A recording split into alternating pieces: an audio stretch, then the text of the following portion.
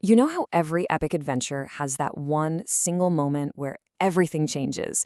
Sometimes it's a prophecy or a tragic backstory, but for this group of friends, it all kicked off during an argument in a restaurant.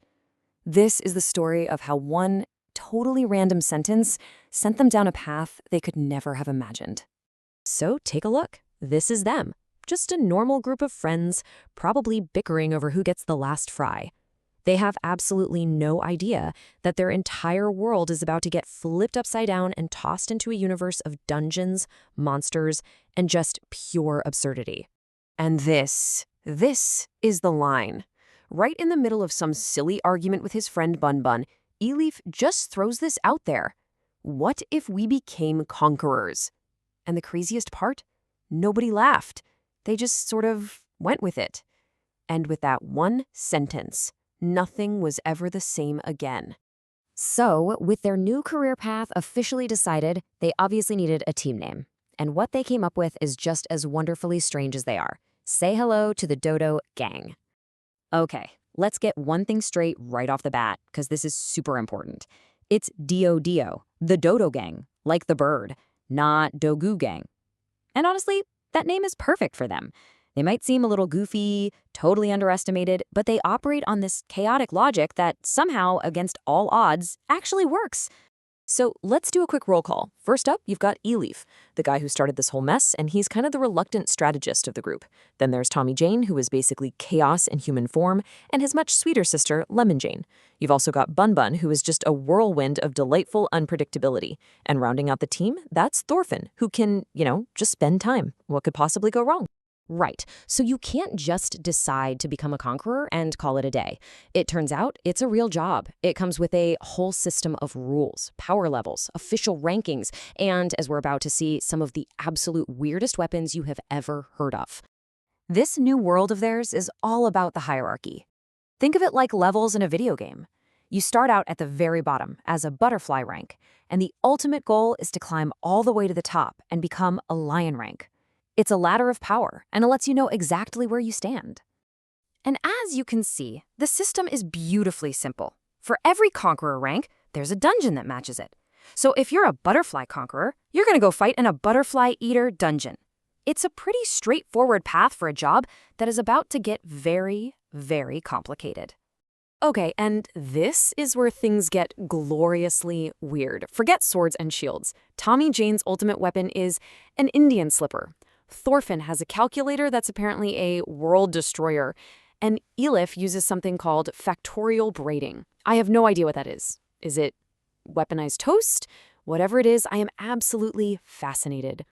And if you thought their weapons were strange, their powers are even more specific.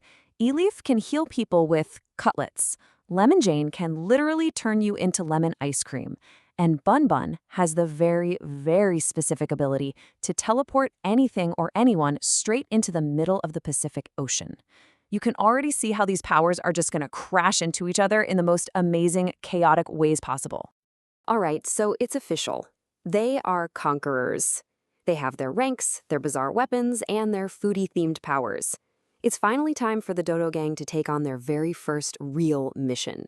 The destination is set. They're heading to a place called Piranha. They're on the bus.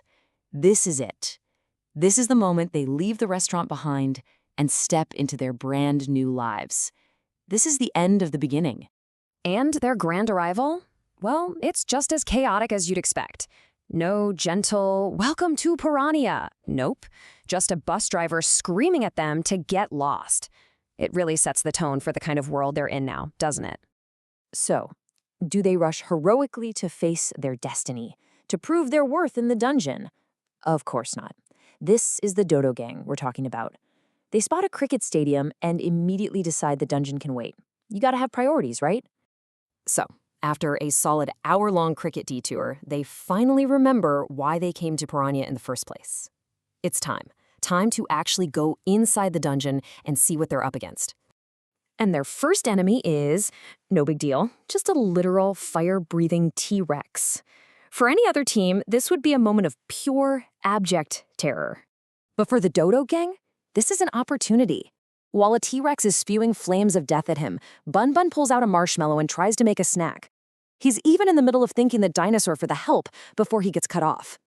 And what happens next is just a masterclass in beautiful, unadulterated chaos. Thorfinn stops time, not to make a plan, but to steal and eat all of Bun Bun's marshmallows. Tommy Jane gets annoyed and just chucks his slipper, which somehow one-shots the T-Rex.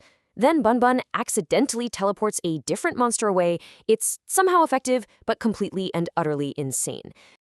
And what's the result of all this? Well, their mentor, Ramu Kaka, a man who literally just woke up from a year-long coma, takes one look at their strategy and promptly faints again.